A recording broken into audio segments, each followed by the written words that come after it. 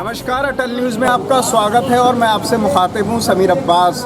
2022 के चुनाव में अब बहुत कम वक्त रह गया है। जाहिर सी बात है, हर दिन की बड़ी कीमत है और सियासत के मायने इसलिए तब बढ़ जाते हैं जब बरेली का जिक्र होता है। बरेली में कुल मिलाकर 9 विधानसभा सीट हैं, जिस पर नवाबगंज विधानसभा पर हर किसी की नज़र है और हर नज़र रमेश गंगवार को इसलिए भी तलाशती है क्योंकि उन्होंने जो काम किया है वो आने वाली नस्लों के लिए भी बहुत बेहतर है। अभी उन्होंने पिछले महीने ही तकरीबन 254 शादियाँ करवाईं और आज भी लगातार वो लोगों की बात सुन रहे हैं, उनके पास जा रहे हैं और समझ रहे हैं। हम उनसे तो बाद में रूबरू आपको करवाएंगे, लेकिन कुछ उनके ऐसे साथी हैं जो हर मौके पर उनके साथ हैं।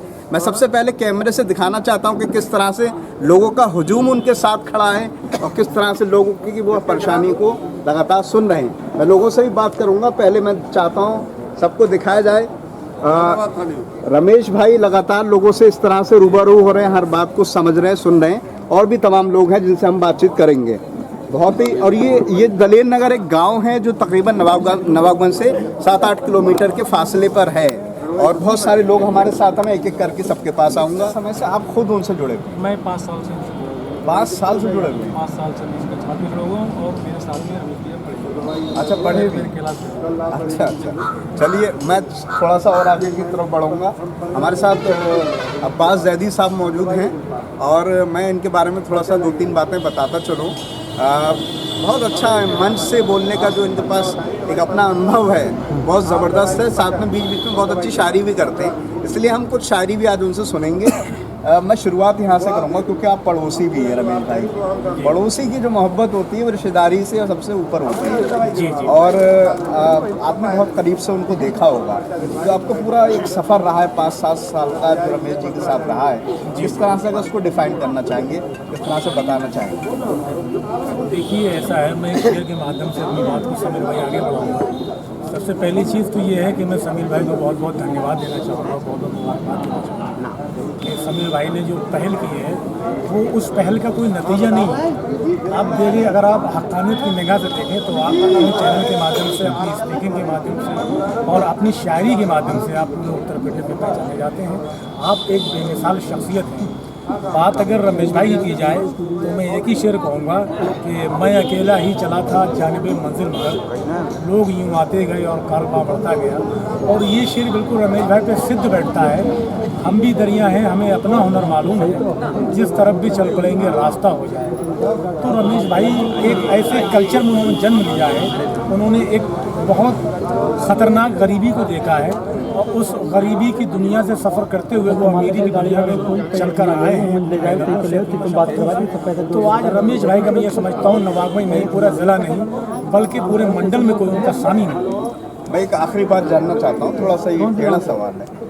ज़ाहिर है आप इस काबिल हैं, आपसे पूछना चाहिए। भाई, भारतीय जनता पार्टी को ऐसा माना जाता है कि जो मुसलमान उनसे दूर हैं, लेकिन मैं आपको देखता हूँ शाना बशाना खड़े रहते हैं।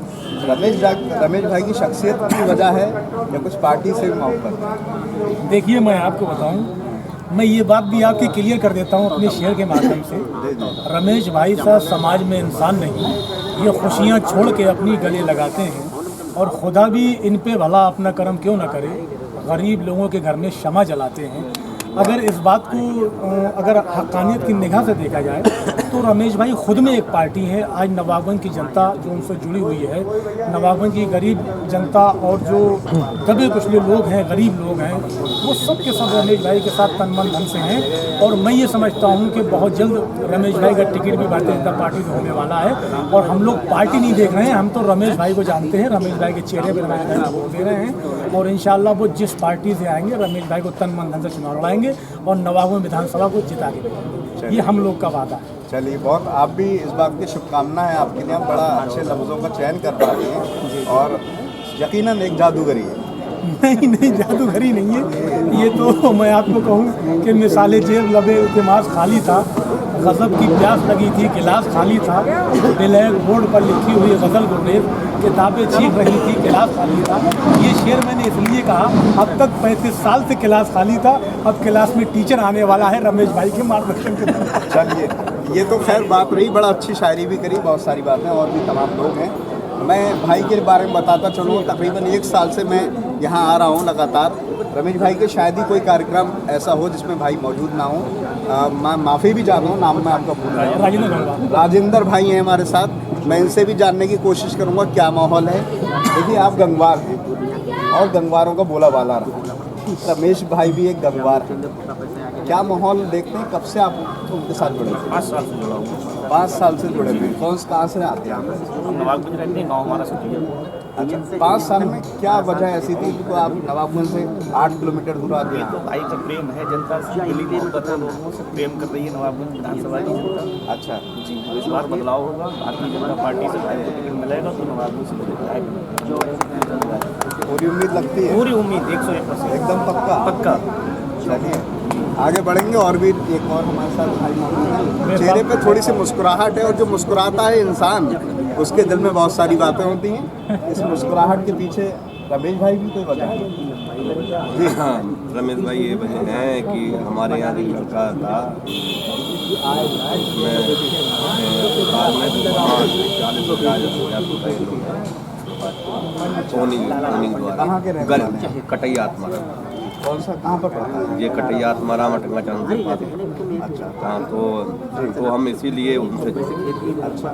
बहुत हमें अच्छा लगा उनका बर्ताव। हमने खाली फोन ही करा तो गरीब का कल्याण हो। चलिए बहुत बहरहाल ये सब तमाम मुरीद हैं जो रमेश गंगवार जी के लगातार घर पे आए हुए हैं, लोगों से बात कर रहे हैं। मैं चाहता हूँ एक बार फिर से पूरे कैमरे से तमाम लोगों को दिखाया जाए कि किस तरह से वो रमेश गंगवार जी को लगातार घेरे हुए हैं और जो है उनकी बातों को सोच रहे हैं, समझ रहे हैं। मैं जानने की भी कोशिश करूंगा रमेश गंगवार जी से कि किस तरह से लोगों से वो मिलते हैं, बात करते हैं और उनका क्या अपना नज़रिया है। मैं चाहता हूँ 2 शब्द आप भी कहें।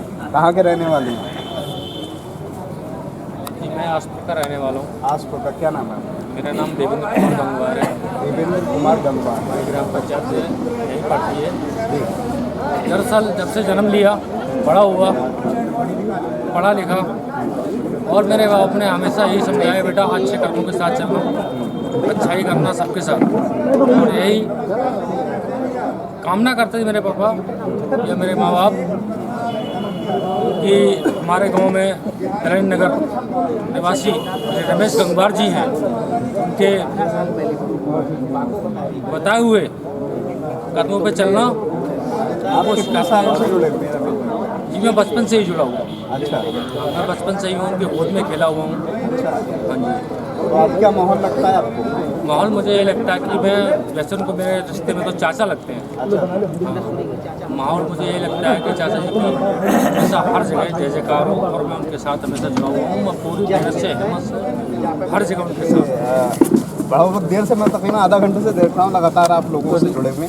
किस तरह की दादा को अपनी परेशानी लेकर आते हैं?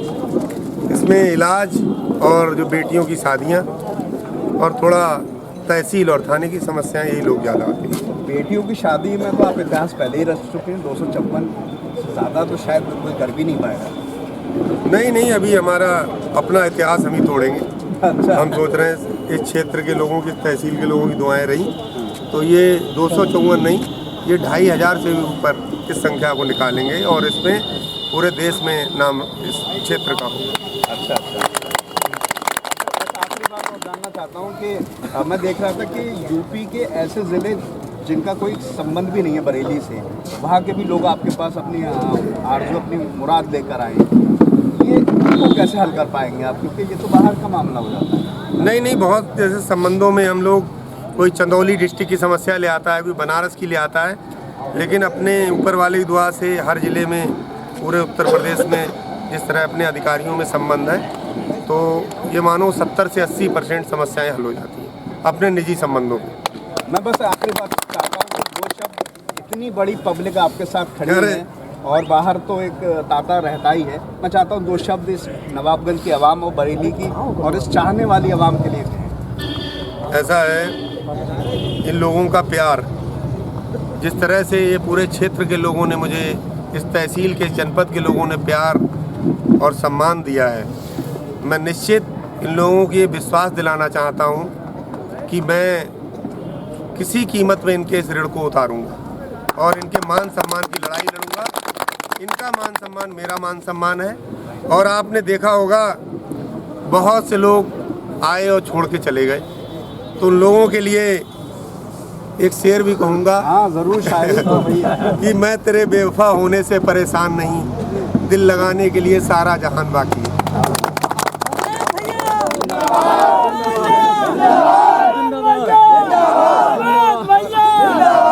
एक आखिरी बात कह के अपनी बात ख़त्म करूँगा। जो काम उनका है वो अहले सियासत जाने, मेरा काम मोहब्बत है जहाँ तक पहुँचे। और ये मोहब्बत का पैगाम रमेश जी लगातार दे रहे हैं। यकीनन सियासत और सत्ता से ऊपर उठ के एक उनकी शख्सियत है। कुर्सी का बात अपनी जगह होती है, सियासत ख़त्म हो जाएगी, लेकिन जो आने वाली नस्लों के लिए, जो लोगों की परेशानी दूर करने के लिए वो काम कर रहे हैं, वो सियासत और सत्ता और कुर्सी तमाम बातों से ऊपर है। मैं चाहता हूँ एक बार फिर से तमाम लोगों को दिखाया जाए कि किस उम्मीद भरी निगाहों से लगातार देख रहे हैं, दूर दराज से आए हुए हैं, बहुत मोहब्बत करते हैं रमेश गंगवार जी से। रमेश गंगवार जी निजी लाइफ में अगर लोग दूर दराज से आए हुए हैं तो बहुत बड़ी बात होती है। आप बड़े जोश में नज़र आ रहे हैं। मैं बस आखिरी बात आपसे करके ख़त्म करना चाहता हूँ, थोड़ा सा आगे आ जाए।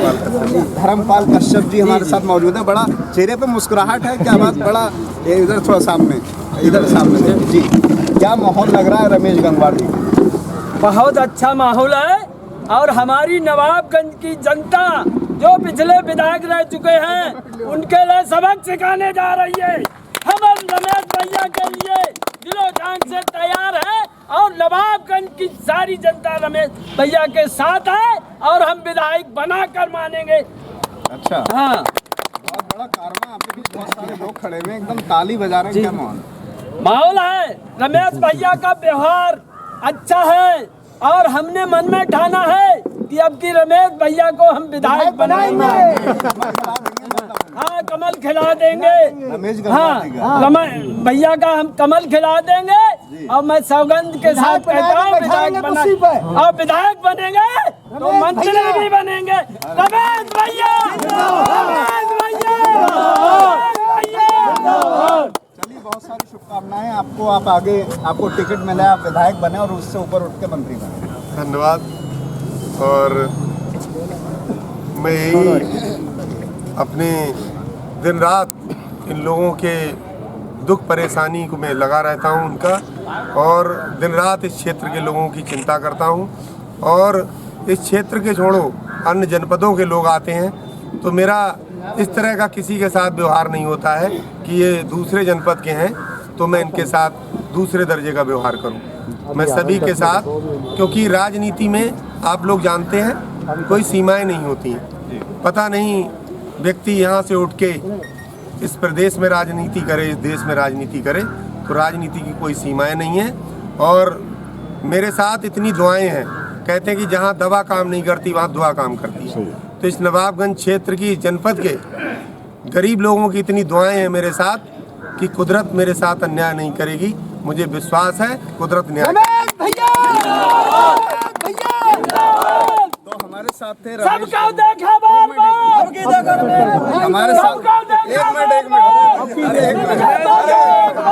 अरे तो हमारे साथ थे रमेश गंगवार जी और उनका पूरा कुनबा।